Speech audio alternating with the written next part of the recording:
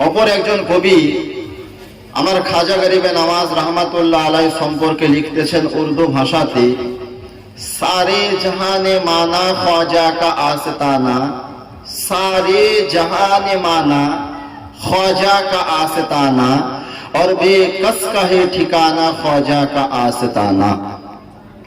और किस्मत से क्या कना है भारत की सरजमी पर, किस्मत से क्या कना है भारत की सरजमी पर, चारों तरफ तना है रहमत का शामियाना। और ताजमहल को छोड़ो, ताजमहल है क्या चीज, छोड़ दो उसे, जाने दो। कवि बोलছেন ताजमहल को छोड़ो, आओ नजर से देखें। ताजमहल को छोड़ो, आओ नजर से देखें, लगता है क्या सुहाना ख्वाजा का आस्ताना, लगता है क्या सुहाना ख्वाजा का आस्ताना। আলহামদুলিল্লাহ, যাবতীয় প্রশংসা, গুণগান, গুণকীর্তন, গুণভজন সে আমাদের রিজক দাতা, পালন কর্তা, সৃষ্টিকর্তা রব্বুল আলামিনের জন্য, যিনি আজকে আমাদিগকে পবিত্র চাঁদের পবিত্র তারিখে এই পবিত্র জান্নাতের বাগানে বসার তৌফিক দান করেছেন। সকলে আমরা সকলে একত্রিত হয়ে তিনার শুকরিয়া আদায় জ্ঞাপন করি, বলি আলহামদুলিল্লাহ।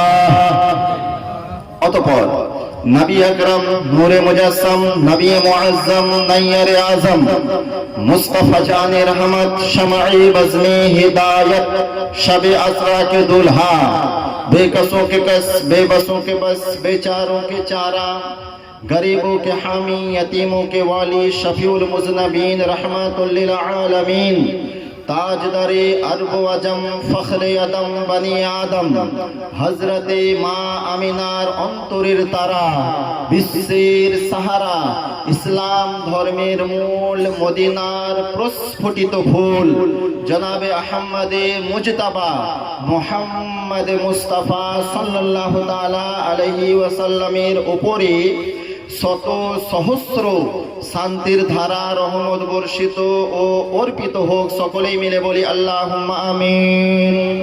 একটু জোরে আল্লাহুম্মা আমিন।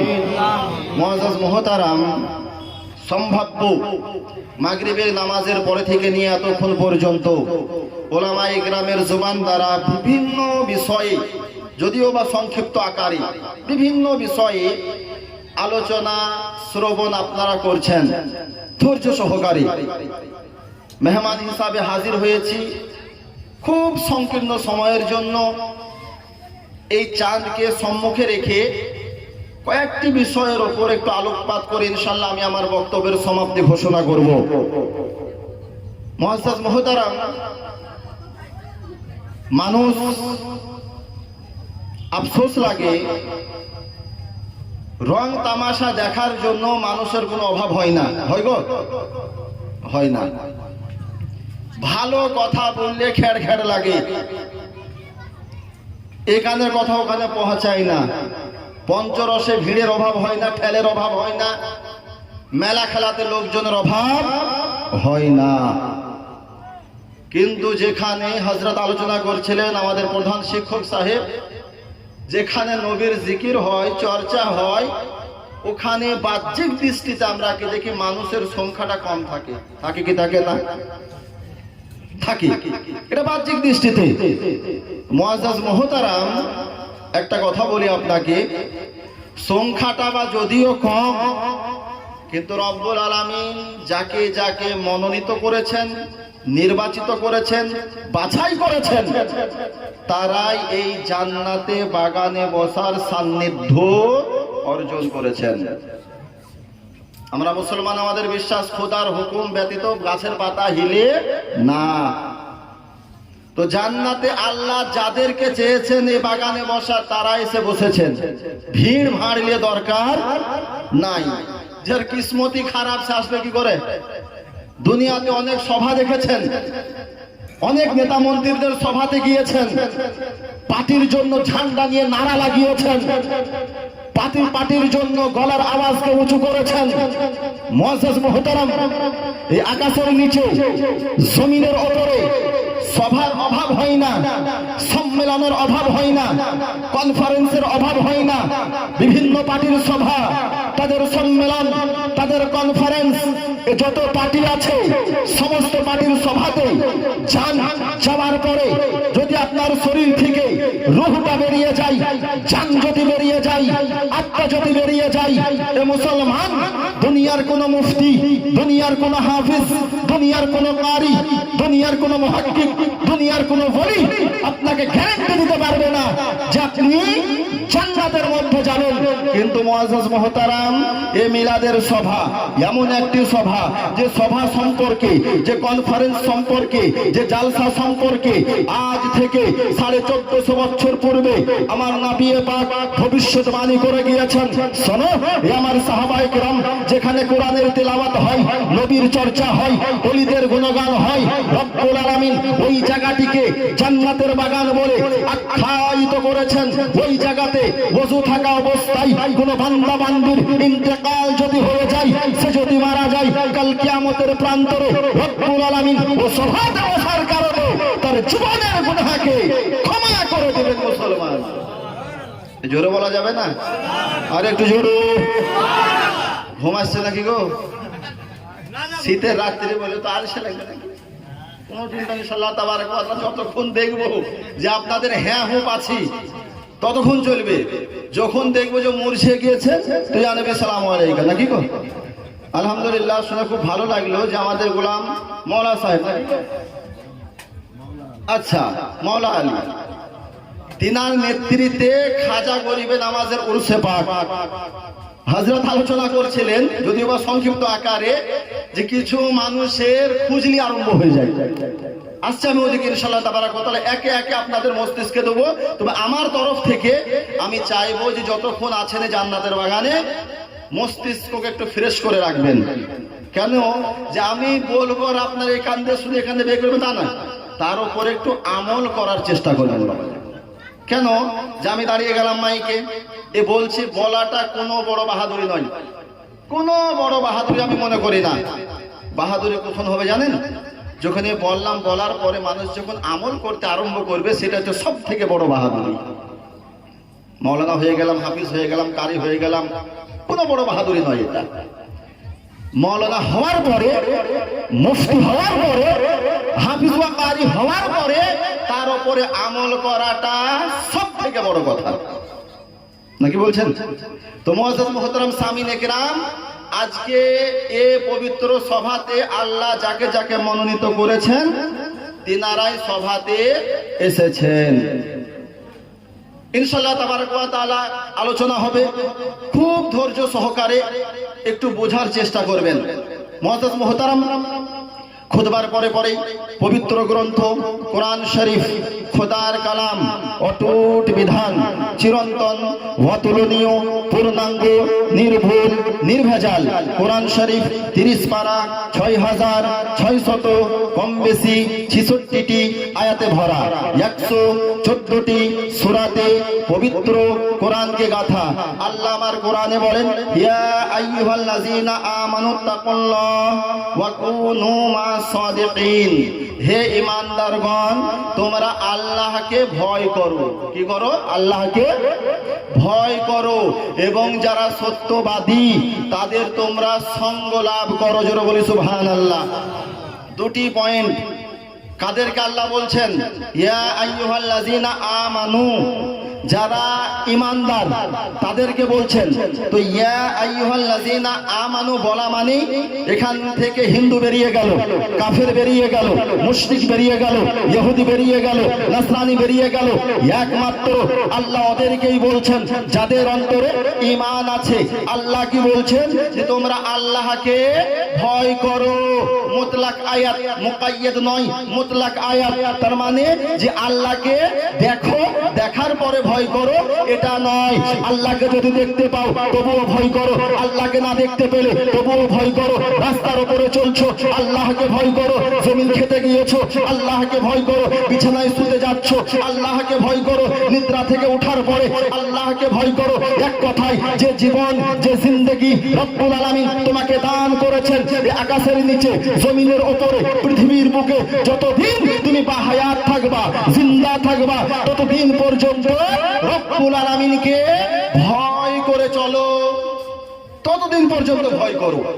এবার এখানে একটা প্রশ্ন জাগতে পারে যে ভয় শব্দটা আমার অন্তরে জেগেছে কি জাগেনি, কেমন করে বুঝবো? মুআজ্জাজ মুহতারাম, যেদিন দেখবেন দুনিয়ার কোনো ছোট বড় জিনিসকে দেখে আপনি ভয় করছেন না, জিন হোক, ভূত হোক, দেব হোক, পরী হোক, শয়তান হোক, যে কেউ হোক না কেন, রাত্রি হোক অথবা দিনের বেলায় হোক, যে কেউ হোক না কেন, ভয় আপনার অন্তরে নাই। জিন দেখার পরে ভয় অনুভব করেন না, পরী দেখার পরে ভয় অনুভব করেন না, দেব দেখার পরে ভয় অনুভব করেন না, শয়তানকে দেখার পরে ভয় অনুভব করেন না। সেদিন বুঝে যাবেন আপনার অন্তরে খোদার ভয়ে জন্ম হয়ে গিয়েছে। এ বেরাদার, যেই দিন আপনার হৃদয়ে আল্লাহর ভয়ের জন্ম হয়ে যাবে, রব্বুল আলামিন আমার বলেন, শোনো শোনো হে বিশ্ববাসীগণ, তোমাদের অন্তরে যেই দিন আমার ভয়ের সৃষ্টি হয়ে যাবে, আমার ভয়ের জন্ম হয়ে যাবে, 18,000 মাখলুকাত যাহা কিছু আমি তৈরি করেছি, আমি রব্বুল আলামিন সমস্ত কিছু এ টু জেড আমি তোমার হাওয়ালে করে দেবো। জোরে বলি সুবহানাল্লাহ। সব কিছু তোমাকে দিয়ে দেব। অর্থাৎ তুমি যদি মনে করো যাই নামাজ নেব, দরিয়ার উপরে বিছিয়ে দেব, দরিয়ার উপরে নামাজ পড়বো, এটাও তুমি করতে পারো। যদি তুমি মনে করো 12 বছর ধরে একটা বটের গাছ ধরে দাঁড়িয়ে থাকবো, সেটাও তুমি করতে পারো। শোনো, ওই সময়কালে, যে সময়কালে তুমি জিকির করবা, আজকার করবা, নামাজ পড়বা, সুন্নাত পড়বা, নফল পড়বা, আমি রব্বুল আলামিন কুদরতি হস্ত দ্বারা তোমাকে খাইয়ে দেবো, তোমাকে পান করিয়ে দেব। জোরে বলা যাবে না? এটা হচ্ছে একটা বড় নিশানি, অন্তরে খোদার ভয়ের জন্ম হওয়া। দ্বিতীয়ত আল্লাহ বলছেন, ওয়া কুনু মা সাদিকিন, তোমরা সত্যবাদীদের সঙ্গী হয়ে যাও। বলরামপুর মাদ্রাসার প্রধান শিক্ষক সাহেব বসে আছেন। সত্যবাদী বলতে কারা? আমাকে আপনাকে বোঝানো হয়েছে না। কারা সত্যবাদী? যারা জিকির করে, আজকার করে, ইবাদত করে, আল্লাহর সান্নিধ্যকে যারা অর্জন করেছেন, তারাই হচ্ছেন সত্যবাদী, তারাই হচ্ছেন সত্যবাদী। আচ্ছা বলেন তো, দুনিয়াতে সব থেকে বড় সত্যবাদী কে এসেছেন? সব থেকে বড় সত্যবাদী নিজের জীবনে কোনোদিন মিথ্যা কথা বলেননি। আমারও আপনার নবী, নবী মুহাম্মদুর রাসূলুল্লাহ সাল্লাল্লাহু তাআলা আলাইহি ওয়াসাল্লাম নিজের 63 বছর জীবনে এ বেরাদার কোনোদিন মিথ্যা কথা বলেননি। একটা হয় জাহেরি, একটা হয় বাতিনি। এ মুসলমান, অন্তরের অন্তরস্থল থেকে যদি আপনি জিজ্ঞাসা করেন এই দুনিয়ার বিভিন্ন জায়গাকে, তো এই বাতিনি কাইফিয়াতে আপনি উত্তর পাবেন যে কোন সত্যবাদী কোথায় বিরাজমান আছে। জোরে বলি সুবহানাল্লাহ। কোন সত্যবাদী কোথায় আছে? এটা তো কোনো সন্দেহ না যে নবী আমার সত্যবাদী ছিলেন। জোরে বলুন, কোনো সন্দেহ আছে কারণ? ইমামে হোসাইনের সত্যবাদী হওয়াতে কোনো সন্দেহ আছে? ইমামে আজমের সত্যবাদী হওয়াতে কোনো সন্দেহ আছে? এ মুআজ্জাজ মুহতারাম, সামিলে কিরাম, অন্তরের অন্তরস্থল থেকে যদি ইরাকের সরজমিনকে আপনি জিজ্ঞাসা করেন, এ ইরাকের সরজমিন বলো বলো তোমার বুকে সত্যবাদী কে আছে, ইরাকের সরজমিন আপনাকে উত্তর দেবে আমার বুকে সত্যবাদী ইমামে আজম আবু হানিফা আছে। এ মুসলমান, বাগদাদ শরীফের সরজমিনকে যদি আপনি জিজ্ঞাসা করেন বাতনি কাইফিয়াতে অন্তরের অন্তরস্থল থেকে বলো বলো এ বাগদাদের সরজমিন তোমার বুকে সত্যবাদী কে আছে, বাগদাদের সরজমিন আপনাকে উত্তর দেবে আমার বুকে সত্যবাদী মাহবুবে সুবহানী কুতুবে রব্বানী হুজুর বড় পীর আব্দুল কাদের জিলানী আছে। এই মুসলমান, আমার ভারতবর্ষের সরজমিন রাজস্থান আজমিরের ধরতিকে যদি জিজ্ঞাসা করেন বলো বলো এ আজমিরের ধরতি তোমার বুকে সত্যবাদী কে আছে, যাদের কথা রব্বুল আলামিন কোরআনের মধ্যে উল্লেখ করেছেন, আজমিরের ধরতি, আজমিরের দারওয়া দেওয়ার, আজমিরের পাহাড় পর্বত, আজমিরের আনা সাগর আপনাকে উত্তর প্রদান করবে। আমার মুখে সত্যবাদী ভারতের রাজা আতায়ে রাসূল হিন্দাল ওয়ালি খাজায়ে খাজেগা খাজা গরিবে নামাজ মুঈনুদ্দিন চিশতি আছে। এ মুসলমান, দিল্লির সরজমিনকে যদি জিজ্ঞাসা করেন, এ দিল্লির সরজমি, বলো বলো তোমার মুখে সত্যবাদী কে আছে যাদের কথা রব্বুল আলামিন কোরআনের মধ্যে উল্লেখ করেছেন? দিল্লির সরজমি আপনাকে উত্তর দেবে আমার মুখে সত্যবাদী নিজামউদ্দিন আউলিয়া আছে। এই মুসলমান, আজকে বেরেলি শরীফের ধার থেকে যদি আপনি জিজ্ঞাসা করেন অন্তরের অন্তরস্থল থেকে, বলো বলো এই বেরেলির সরজমিন তোমার মুখে সত্যবাদী কে আছে যাদের কথা রব্বুল আলামিন কোরআনের মধ্যে উল্লেখ করেছেন? বেরেলির ধরতি আপনাকে উত্তর প্রদান করবে আমার মুখে সত্যবাদী আলা হযরত আজিমুল মারতাবাত কানজুল কারামাত জাবালুল ইস্তেকামাত ইমাম ইশক মোহাম্মদ ইমাম আহলে সুন্নাত ইমাম আহমদ রাজা ফাজিলে বেরেলভী আছে। এই মুসলমান, আজকে আমাদের পশ্চিমবঙ্গ যেটাকে আমরা বলি লাল মাটির দেশ বীরভূম, বীরভূমে একটা জায়গার নাম পাথর চাপড়ি। আমরা অনেকেই জানি, অনেকেই চিনি, অনেকেই মানি, অনেকেই যাই এ পাথর চাপড়ির সরজমিকে যদি আপনি জিজ্ঞাসা করেন, বলো বলো এ পাথর চাপড়ির সরজমি তোমার বুকে সত্যবাদী কে আছে যাদের কথা রব্বুল আলামিন কোরআনের মধ্যে উল্লেখ করেছেন? পাথর চাপড়ির সরজমি আপনাকে উত্তর দেবে আমার বুকে সত্যবাদী দাদা মাহবুবে ইলাহি পাথর চাপড়ি আছে। এইরকম ভাবে এ আকাশের নিচে, এ জমিনের ওপরে, এ পৃথিবীর বুকে এ মুসলমান প্রতিটা জায়গাতে রব্বুল আলামিনের সত্যবাদীগণ বিরাজমান আছে যাদের কথা রব্বুল আলামিন কোরআনের মধ্যে উল্লেখ করেছেন। বিরাদার, যাদের কথা উল্লেখ করেছেন, আল্লাহ বলছেন ওয়া কুনু মা সাদিকিন, এবং তোমরা কি করো? সত্যবাদীদের সঙ্গী হয়ে যাও। এই সত্যবাদীগণের মধ্যে একজন সত্যবাদী আল্লাহর ওলি, যিনার নাম মুঈনুদ্দিন চিশতি। এ চাঁদ চলছে মাহে রজবুল মুরাজ্জব, এর পরে পরে শবে বরাতের চাঁদ, তারপরে পরে রোজার চাঁদ। আজকে রজব চাঁদের 6 তারিখ। কত তারিখ বললাম? যদিও বা মাগরিবের পরে 7 আরম্ভ হয়ে গিয়েছে ইসলামিক ক্যালেন্ডার মোতাবেক। তো এই রজব চাঁদের 6 তারিখ আমাদের কাছে খুবই গুরুত্বপূর্ণ। একটু ভালো করে বুঝবেন কেন গুরুত্বপূর্ণ, একটু হালকা বিস্তার করে দিই। গুরুত্বপূর্ণ হচ্ছে এই কারণে, আজ থেকে মোটামুটি 850 বছর আগে, কত বছর বললাম? 850 বছর পূর্বে দিনের নবীর হুকুম পেয়ে ভারতবর্ষে এসেছিলেন আমার খাজা বাবা। বুঝতে পারছেন? নবীর হুকুম পেয়ে ভারতে এসেছেন, আর তিনার হাত ধরে এই ভারতবর্ষে ইসলাম প্রচারিত হয়েছে। এই ভারতবর্ষে ইসলাম প্রসারিত হয়েছে। এই ভারতবর্ষ হচ্ছে আল্লাহর ওলিদের দেশ। কাদের দেশ বললাম গো? আল্লাহর ওলিদের দেশ। কেন বলছি আমি? যে দিনের নবী কোনো দিন সশরীরে ইসলাম প্রচার করতে ভারতে আসেননি। কোন জায়গায় শুনেছেন যে নবী সশরীরে ইসলাম প্রচার করতে ভারতে এসেছেন? আরব ছেড়ে দিয়ে ভারতে আসেননি। 850 বছর পূর্বে খাজা গরিবে নামাজ এসেছিলেন ইসলাম প্রচারের জন্য। তাহলে যখন এসেছেন নিশ্চয় কোথাও থেকে এসেছেন, নাকি গো? ভারতে এসেছেন তো কোথাও থেকে এসেছেন। কোথা থেকে এসেছেন? জন্মস্থান জায়গাটার নাম হচ্ছে খোরাসান। তার একটা ছোট্ট গ্রাম, খোরাসান স্টেটের ছোট্ট একটা গ্রাম, নাম হচ্ছে সানজার। কি বললাম? সানজার। আজকে বর্তমানে চলছে 1445 হিজরি, মানে 1445 বছর আগে দিনের নবী আমার মক্কা থেকে মদিনা হিজরত করে চলে গিয়েছিলেন। সেই দিন থেকে এই তারিখটা ধরা আমাদের ক্যালেন্ডারটা 1445 হিজরি চলছে। খাজা গরিবে নামাজ দুনিয়াতে আসছে 537 হিজরিতে। কত বললাম? 537 হিজরিতে। খাজা গরিবে নামাজ রাদিয়াল্লাহু তাআলা আনহু ছিলেন নাজিবুত তারফাইন, অর্থাৎ হাসানি হুসাইনি সৈয়দ। হাসানি হুসাইনি সৈয়দ যারা ছিলেন পিতার দিক থেকে ইমাম হাসানের বংশের, মায়ের দিক থেকে ইমাম হুসাইনের বংশের একজন মাদার জাত বলেছিলেন আমার খাজা গরিবে নওয়াজ রহমাতুল্লাহ। 537 হিজরিতে আসছেন।